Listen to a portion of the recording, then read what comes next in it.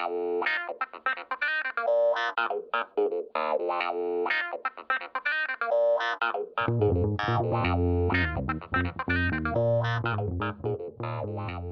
and welcome to Lever Time. I am producer Frank Capello, filling in for David Sirota. On today's episode, we'll be speaking with an organization that is transforming corporate governance from the inside out through the practice of shareholder advocacy.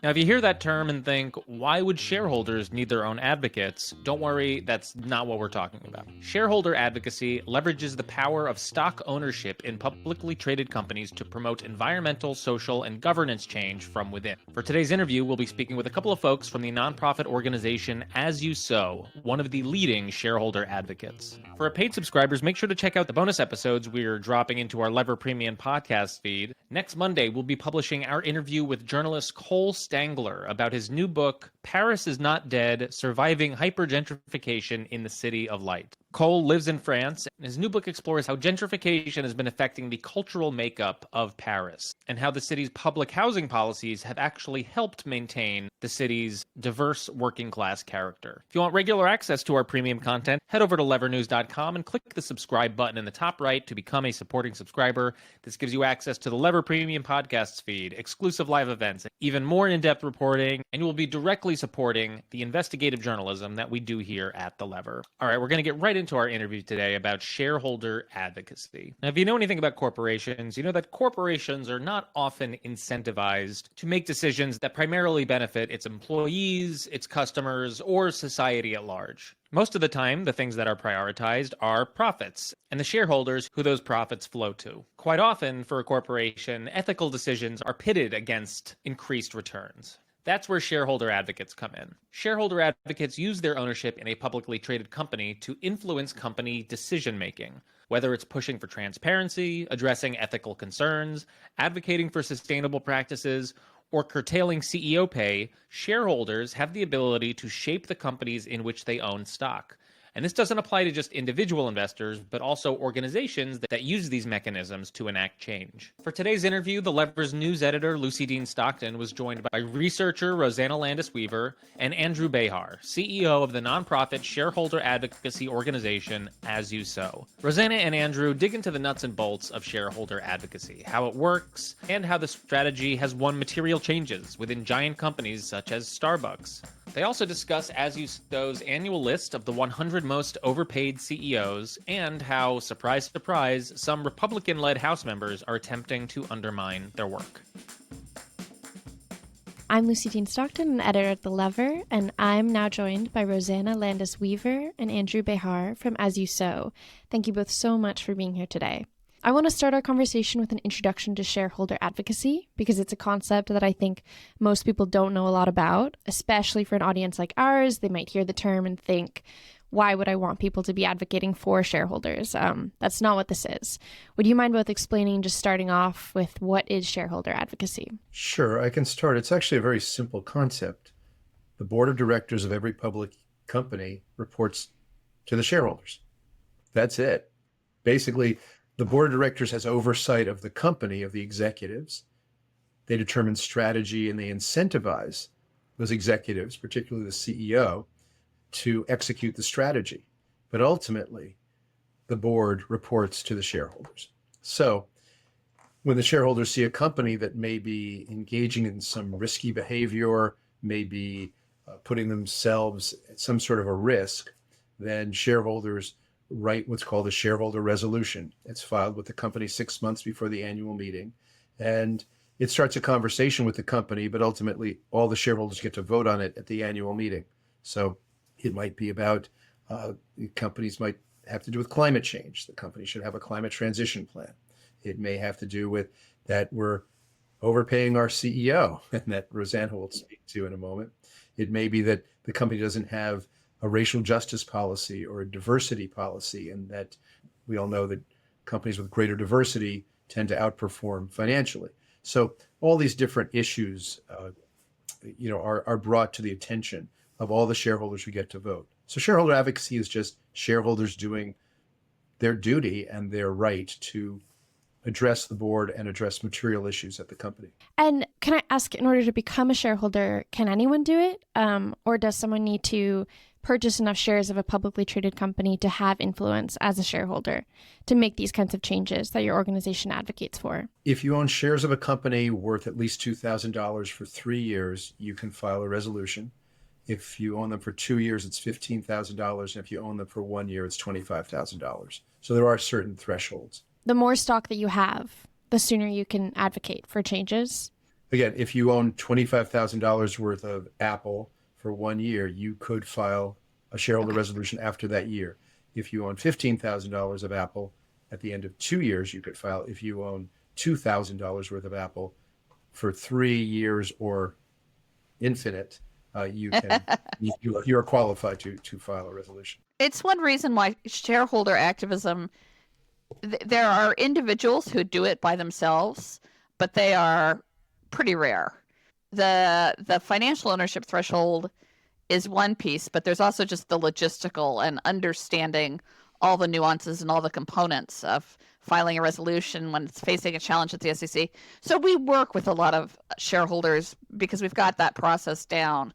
And a lot of shareholder activism is done by institutional investors as well. Often the kinds of advocacy that we are talking about, sort of the environmental advocacy, the social justice issues, those sorts of things, are often done by socially responsible investment funds, for example. Could you tell me a little bit more about what this approach looks like in action? So maybe 1 or 2 examples of how the work you're doing with As You Sow has made an impact in the way a corporation is governed. Sure. So an example would be we're very concerned with ocean plastics. The ocean is being just overwhelmed with plastics. And so we've been talking to a lot of fast food restaurants about this. One of them was Starbucks. Their cups were not recyclable and they had no recycling in their stores. So we said, this is a risk to our brand, that our brand is associated with, the green straws, they're images of sea turtles dying, choking on green Starbucks straws. It's not good for the brand. So as shareholders, we say this is a material risk, that the brand association with this decimation of these ecosystems are going to be negative to us. So we said, but here's a solution. We can stop using these green straws. We can start to recycle. And so Starbucks, we talked to them about it. They were not willing to do it immediately. So we filed a resolution. All the shareholders, a lot of them got behind it, said, yeah, this is a great idea. Let's do this. The company listened after we got a large vote, and they put recycling into Starbucks. So if you ever see a recycling bin in a Starbucks, I guess it's very simple. Now, the next level of it is, this wasn't us, but somebody else put a tracker on a cup and put it in the recycling, and it ended up in land. So the company got called out as being like, saying one thing and doing another.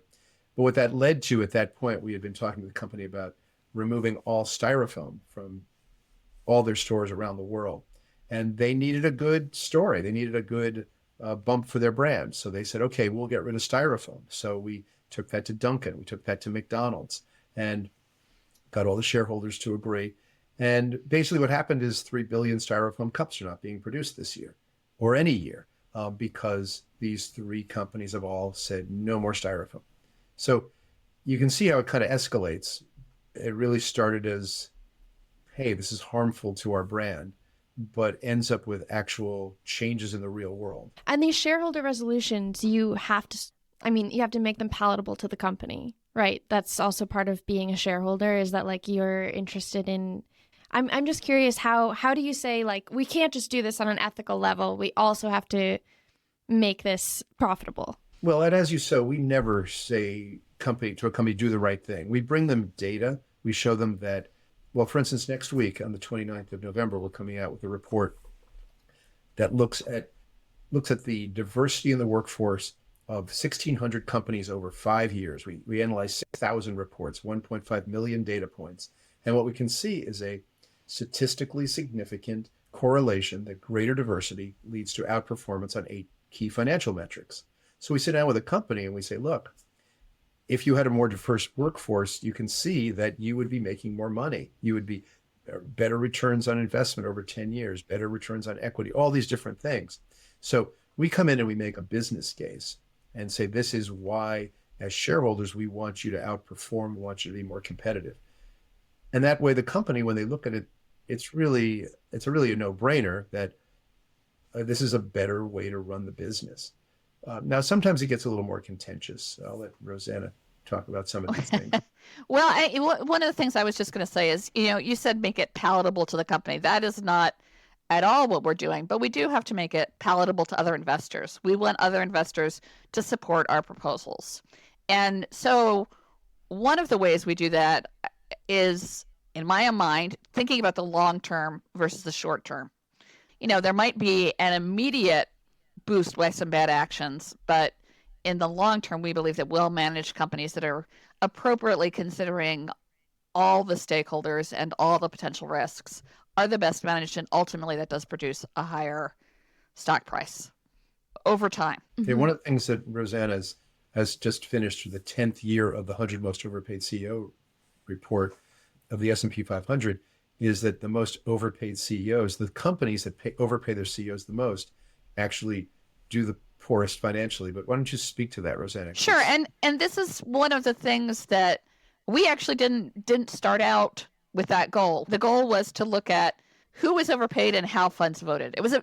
It was started after Dodd-Frank, after the financial collapse. There was a lot of legislation, a lot of new things happened, and one of them was shareholders, for the first time in the U.S., got to vote on CEO pay. And so when that came out, there was a lot of lack of clarity about what to vote against or why to vote against or whether to vote against. And it was the first year or two we saw very, very, very high support just because people didn't know what else to do. And so that's been getting refined, and shareholders have become much better at evaluating CEO pay packages and voting against the excessive ones. But anyway, we did this report 3 years, and honestly, it was just, hey, we've got 3 years of data now. What do you guys want to look and see how the first group we did performed, and it underperformed? And that was not necessarily something we were expecting to find, but it has held up consistently. Which is a big part of why you, in part, titled the report, "Are Fund Managers Asleep at the Wheel?" Exactly. Yes. Because those companies with the most paid CEOs have lower returns. That's what we found. Can you also say, in this list from the annual 100 Most Overpaid CEOs list, it uses different metrics of a company than the list of the highest paid CEOs? Right. Could you tell me a little bit about how that's different? Sure. We've worked on that over a number of years, and our methodology has evolved somewhat, but some things have stayed consistent. The biggest thing, and all investors are on board with this, is that the pay should be linked to performance. You shouldn't have extraordinary pay when performance is bad. And that's just a basic truism. And again, all investors support that generally. We also look at the first year we had like 37, I don't know, remember 40 metrics. We had a ton of metrics. We discovered that a lot of them shareholders had some awareness of, and shareholders voted against the companies that we thought were the worst. And so now we look at shareholder votes. We look at how the company's other shareholders feel about pay. So that is also a part of the evaluation. And then the final component we look at is median to CEO worker pay ratio. We believe that a ratio that's too excessive is a red flag. Companies always say our most important assets are our employees, and yet there are companies where it would take 1,000 employees working to make what the CEO makes in 1 year. And so those things don't add up, and we do push back against that a little bit. And you said it's somewhat of a truism that most shareholders accept that executive compensation is tied to performance. But isn't there also this criticism that that these pay packages are tied to performance because it encourages other sorts of like predatory wealth extraction, like stock buybacks, special dividends? Mm-hmm. Could you speak a little bit about that? Sure. And I think what we would say, and where a lot of, let's say, pension fund investors, labor union fund investors and stuff would say, we believe it's over a long term. Those wealth extraction things, buybacks and so forth, tend to be very short-term boosts. Maybe we should even explain them for the audience. It's often when companies buy back their own stock right. to temporarily boost the stock performance. Right. And Okay. there are all sorts of things. There are all sorts of problematic pay practices, and I could talk about them for hours. But again, getting back to the kernel, where other investors agree is that they don't think CEOs should be extraordinarily well paid when the company is suffering. And so, again, some investors see that over a very, very short-term time scale. We would agree with investors who see it over a longer time scale. I mean, there's a long, tortured history of CEO pay.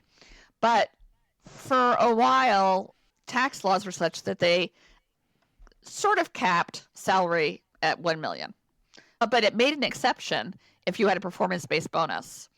And so companies were putting a lot of money in those performance-based bonuses for the tax advantage of it. And then you were seeing companies that were just struggling and giving these huge bonuses out, as they about closed the door. And so shareholders started advocating for a closer link to pay and performance. A bonus should not be an entitlement, right? A bonus is something you get not for showing up for work every day. It's when things are going well. And so we've gotten more buy-in on that.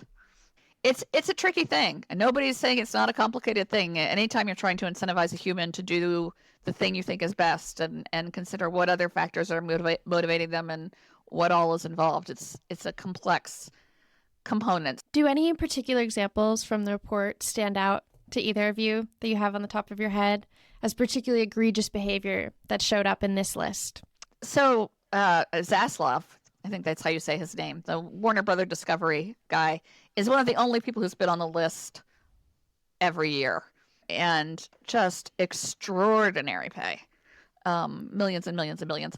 And one of the reasons he's able to get away with it is because of insider ownership of the shares, particularly when he was at Discovery. Shareholders didn't have as much ability to plug into that.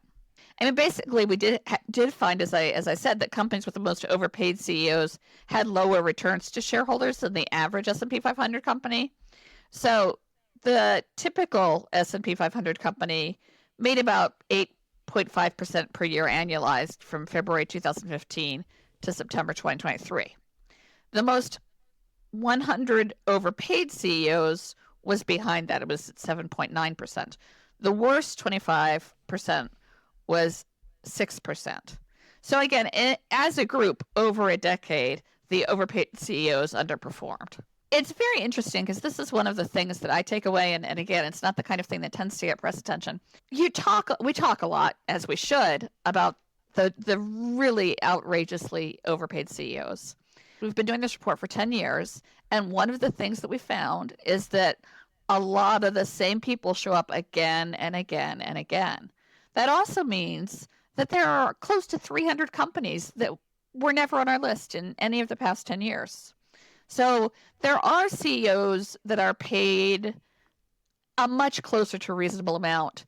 And the thing is, it doesn't get any noise. Other CEOs don't even want that to be the news, because when CEOs, if you talk about the figure from Discovery, then everybody else can be like, well, compared to him, I didn't make anything. But in fact, compared to the median pay for CEOs across the S&P 500, or even in any given industry is what they should look at. So I think that's something investors really need to be aware of. And again, I do think the base level CEO pay for even the lowest paid in the S&P 500 is massively inflated compared to pay on many levels, right? But it is not as bad as the folks at the top. And the folks at the top like to use the argument that everyone's doing it. We have to do it. We have to. I mean, I was reading SEC statement today where somebody's salary was increased by $300,000 a year. And so, that's a chunk of change. But we have to do it to remain competitive. Well, actually, you don't. There are plenty of CEOs who do their work for more reasonable pay. I think we're right there with you. I am actually also quite curious. I think CEO pay really came into the spotlight, I would say, a few months ago with the UAW strike. Sean Fain had really great messaging around how much the executives at GM, Stellantis, and Ford were making. I think I think Mary Barra was making $29 million, which was 362 times what her company's median employee made. And she had also received a 34% increase over the last 4 years. What I'm curious about is that as we've seen these increased labor actions in different sectors of the economy, from auto workers, Starbucks baristas, also writers and actors in Hollywood, what would your response be to someone who says, like, maybe shareholder advocates can tinker around the edges at a company, but the only way to transform a company is through direct action from organized labor? How does shared governance and the labor movement, how do you feel like they come together? Well, and the other one that I think that you missed, there's labor, there's shareholder advocacy. The other one is taxation. We as a country changed our taxation rates on the wealthy so incredibly much, and that inflated pay on several levels. So there's that piece. There are many levers, right? There's the lever of federal laws. It could include taxation, but other things too.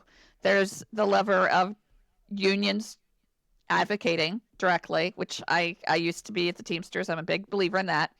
And there's the level of shareholder piece.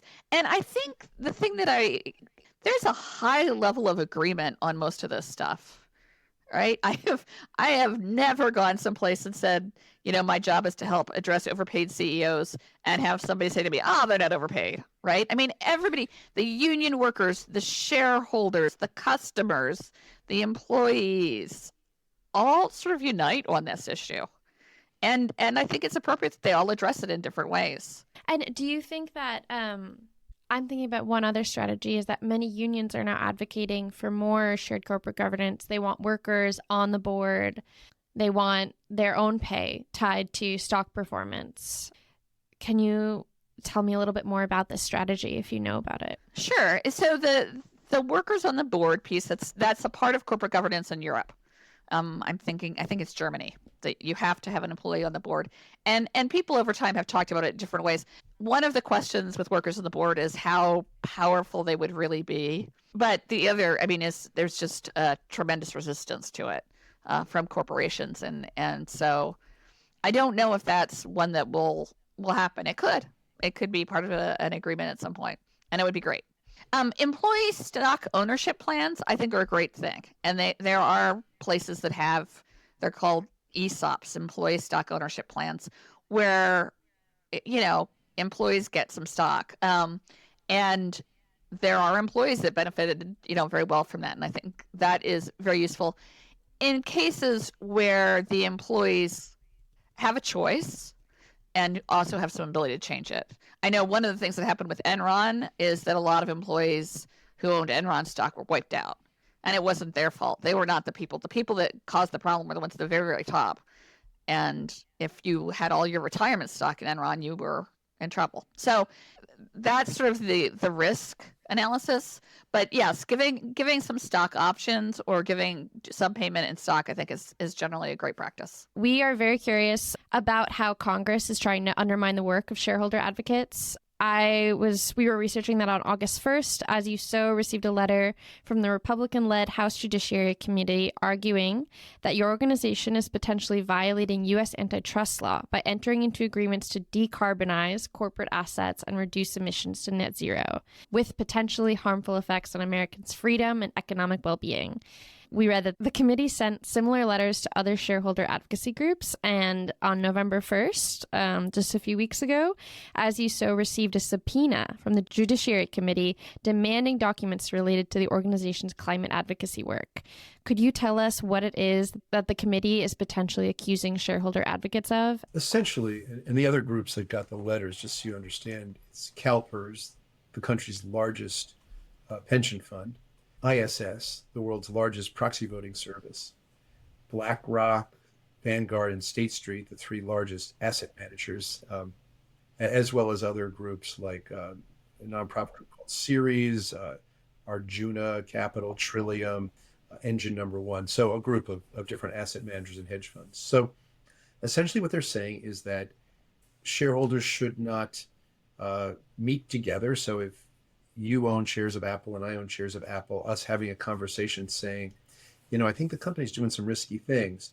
they would consider that to be colluding. We disagree. We think that that's actually well within our rights to have conversations among shareholders to try to help these companies to improve and try to help these companies to reduce material risk.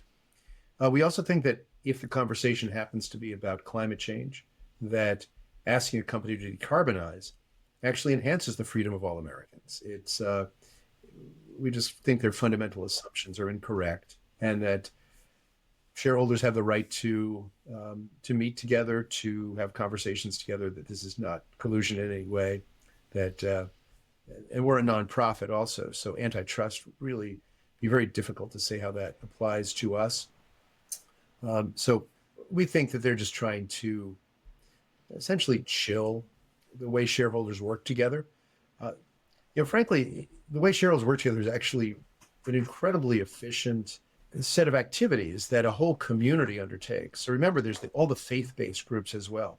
So there's a group called the Interfaith Center for Corporate Responsibility where the Unitarians and the Catholics and the Jews and the Protestant, every different religious group, they all get together to talk about what's in their pension funds and how to align their investing with their values. There's all the socially responsible investing companies that Rosanna talked about earlier. Trillium happens to have gotten the letter, but other groups, there's Calvert, there's Green Century, there's a whole world of practice around investing sustainably. And so what they're trying to do is say, we're not allowed to get together and have conversations to improve companies. It's, honestly, I think it's really anti-business, and it violates the nature and the intent of a lot of the SEC rules to that say that the boards report to us and that we need to do our job as well. Considering the shareholder support for ESG resolutions dropped this year, why do you think there are still so many Republicans who treat ESG like it's destroying the economy?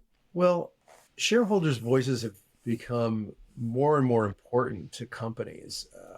Over the last 5-10 years, you see that a lot of the resolutions have been getting really high votes, and the companies have actually been shifting their policies and practices to become more productive, to become better companies, to serve all stakeholders. I think the real shift happened in 2019. The Business Roundtable put out what's called the new purpose of a corporation, where they said that the ideas of Milton Friedman, that corporations exist just to serve shareholders, actually isn't true, that they actually need to serve their own employees, their customers, the communities where they operate, their supply chains, and their shareholders. And then if you do all of these, your shareholders will actually benefit the most. And so 181 companies, including JP Morgan, Exxon, they all signed this pledge. The World Economic Forum also endorsed it. They actually called it the fourth industrial age. They compared the transition to the scale of the Industrial Revolution. So this is a way of doing business. The markets had basically shifted to say that when you incorporate these ideas around workers' rights, you're going to attract the best and the brightest. Racial justice, you're going to have a better team internally. Diversity, climate change, you're going to avoid risk. So all these different things, if you bring them in, if you assess risk and address risk, you're going to run a better company. It's a better management team. So that's all that shareholder advocacy is really about, is to promote, again, reduction of material risk for all stakeholders. So they gave a $1.6 billion to a fellow named Leonard Leo, who people know mostly from the Federalist Society. And he started this anti-ESG crusade. And I use the word crusade because it's just a handful of people that are very well paid to try to thwart, the intent and the actions of the shareholders who have an absolute right to do what we're doing. And so they're trying to intervene in a political way. They have politicized the process. We are just pure business folk. We just want the companies to perform better. And there's been this politicization of it. Now, initially, they came out with a lot of rhetoric around this that has really gone silent. And about a year and a half ago, it was daily that we were having to defend that the S in ESG stood for Satan. Just ridiculous. It's serious. I mean, the Utah Star-Ledger had to put out an editorial saying Satan not involved in sustainable investing. I mean, it wasn't The Onion. This was real stuff. And so in any case, they have politicized it. They passed legislation in some of the red states. The red state attorney generals tried to intervene. They wrote 21 red state attorney generals wrote a letter to BlackRock, Vanguard, State Street that together own about 20% of every company. They mentioned As You Sow 38 times in that letter, saying if you voted for an As You Sow resolution, you may be breaching your fiduciary duty. And the letter had absolutely no legal basis, and it's now been completely, just all the legal analysis said this was really kind of ridiculous. But the asset managers, they said, oh, maybe there's some risk. So they backed off a little bit. So when you look at the average vote last year, you also have to remember, Leonard Leo and his pals filed about 100 anti-ESG resolutions. So resolutions that said they were a racial justice resolution, but actually said that white men were being discriminated against. These got an average of 2% vote. So that brought down the average across everything. So again, these guys are clever, and they're trying to disrupt the actual owners of the companies from having their rightful voice. So we'll see where it goes with Congress.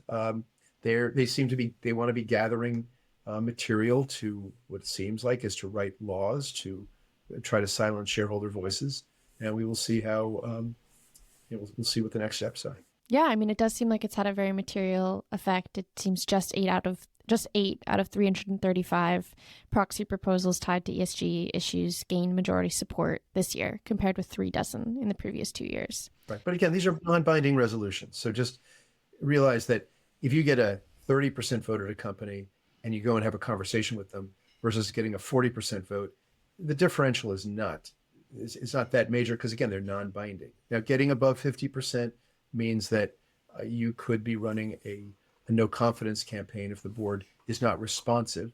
But generally, when you get a majority vote, the board gets responsive because they don't want to have a no confidence vote. So again, remember, these are non-binding. And so I know a lot of the press, they don't quite understand that. They say, oh, the resolution failed or the resolution passed. There is no pass or fail in this world. These, again, are non-binding resolutions.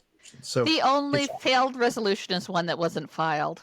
Yeah, we've had our biggest wins with 6% votes, because all we care about is will the company actually take action and change their policies and practices over the long term.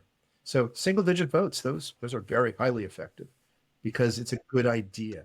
We deal with ideas, and when we bring a good idea to a company with a good management team, they go, great idea, let's go do it. And that's generally what happens. We engaged 210 companies last year. 99 said, great idea, let's go do it. 111 didn't, so we filed resolutions. Once we did that, 51 said, great idea, let's go do it. And so about 70% of the companies we engaged took action. The 30% that went to a vote are all anybody pays attention to. And of those, we had quite a few high 30% votes, 40% votes. And most of the companies where we got a vote are now in negotiations with us about taking action. So it's really part of the process. It's really part of the process. Okay, it works. Great. I'm really happy to hear that. And for our listeners who might want to take action at places where they're invested, could you give a roadmap for something that they're interested in? How would they move forward? On CEO pay, the most important thing, and you're going to be hearing a lot of this in 2024 because it applies everywhere, but voting matters. And more shareholders need to vote. And if you don't own your shares directly, you should see if your 401k can invest in a fund that has good voting practices. We have something on our website that helps people do that. And we're trying to make sure that there are more options for 401ks, so you can advocate to get your 401k to offer choices. And one of the choices is something that takes a strong stance, that thinks that CEO pay is too high and votes against high CEO pay, that supports climate change transition plans and acknowledges the very, very real risks we all face. That is one piece. If you're just curious yourself, like if you're just like, I wonder how much my boss is paid, you can always go to www.sec.gov. The thing you want to look for is the proxy statement, which is called a DEF 14A. And then you want to look at the summary compensation table. And again, most of us are not paid 6 different ways, but they have 6 columns of different kinds of pay they get, and as well as the total. And looking at also the pay ratio. So if you look and find out what the median employee is, I have made some changes in my consumer habits, having read some of these proxy statements. Costco is the example I use, and my kids get tired of me talking about Costco. But Costco has both reasonable CEO pay and a higher than average pay for that sector. And I'm like, well, then why would I go to Dollar General if I can go to Costco and know that I'm supporting an institution that, helps provide living wage? Is at least slightly more aligned with your values. Voting on your resolutions and voting with your wallet. Yes. Yeah. Voting on your resolutions, voting on choosing where to invest. You have all kinds of choices. Everything's a choice, right? So. No, I think that's actually very empowering. I think all the time we're disempowered by a system that is so complex and so opaque that it can feel difficult to enact change. And I think learning about things like shareholder advocacy it gives people a lot more agency than they might feel otherwise. So thank you. Thank you. Rosanna Landis Weaver is a lead researcher, and Andrew Behar is the CEO of As You Sow, a nonprofit organization that promotes environmental and social corporate responsibility through shareholder advocacy. Rosanna and Andrew, thank you again for joining us. Such a pleasure. Thank you.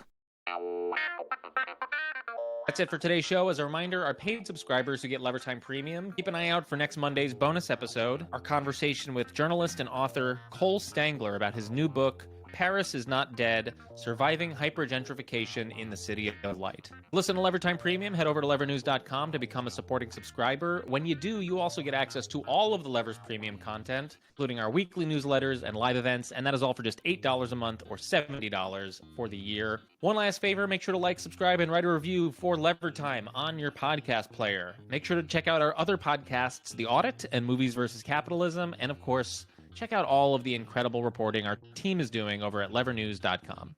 Until next time, I'm Frank Capello. Rock the boat. The Levertime podcast is a production of The Lever and the Lever Podcast Network. It's hosted by David Sirota. Our producer is me, Frank Capello, with help from Lever producer Jared Jakang Mayer.